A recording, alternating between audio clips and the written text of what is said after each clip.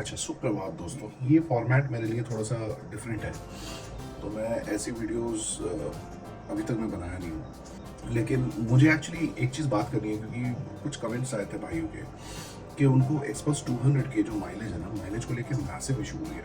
कुछ लोग बोल रहे हैं कि 28 हो रहा है, कुछ लोग बोल रहे हैं कि 25 मिल रही है।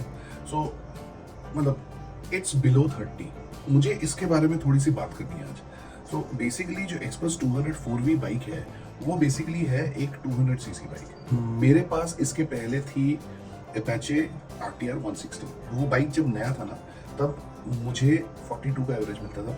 जैसे जैसे वो पुराना होता गया, उसका एवरेज 38 पे आ गया। तो अभी जैसे ये एक्सपल्स 200 है, ये 200 सीसी की बाइक है, तो आपको एवरेज में ये पकड़ के ही रखना पड़ेगा कि इसका माइलेज आपको कंपैरेटिवली कम मिलेगा। आपको 150 सीसी या 160 सीसी जैसा आपको माइलेज नहीं मिलेगा। तो मैं क्या कहता, मैं इनिशियल एक वीडियो छोड़ा था जिसमें मैंने माइलेज का टेस्ट किया था। पूरा टाइम 60 के अंदर चला रहा था, तो वो चला के मेरा माइलेज जो एवरेज आया था वो समवेयर अराउंड 42-43 ऐसा कुछ आया था। ये है फर्स्ट सर्विस के पहले की बात। नाउ मैं लास्ट जो मैं फुल टैंक कराया, मैं पूरा टाइम कोशिश किया कि मैं 80 के नीचे रहूं, क्योंकि नॉर्मली लोग 60 के नीचे बहुत कम चलाते हैं। मतलब अनलेस बहुत ट्रैफिक हो तभी वो 60 के नीचे चलाते हैं। मैं कोशिश कर रहा था कि अगर मुझे माइलेज बेटर मिले तो मैं आप लोगों के साथ शेयर कर सकता हूँ कि how can we get a better mileage. लेकिन फाइनली मुझे समझ आया कि ये जो 200 सीसी की बाइक है, जस्ट बिकॉज इसका जो इंजन का साइज है कंपेरेटिवली थोड़ा सा बड़ा है, माइलेज की बात ऐसी है। आज मैं जब चेक किया ना, मुझे 35.7 की माइलेज मिली। सो मुझे ऐसा लगता है कि आप नॉर्मल जैसा चलाते हो, जैसे कभी आप 80 गए, कभी 85 गए, कभी 90 गए, लेकिन एवरेज में आप 70 में रखिए, 60 में रखिए, वो mix and match of everything. आप ज़्यादा स्पीड चेक करके मत चलाओ, लेकिन हाँ, ये मेक श्योर करो कि आप बहुत ज़्यादा रेव करके मत चलाओ। आप जितना रेव करोगे उतना ज़्यादा ड्रॉप होगा।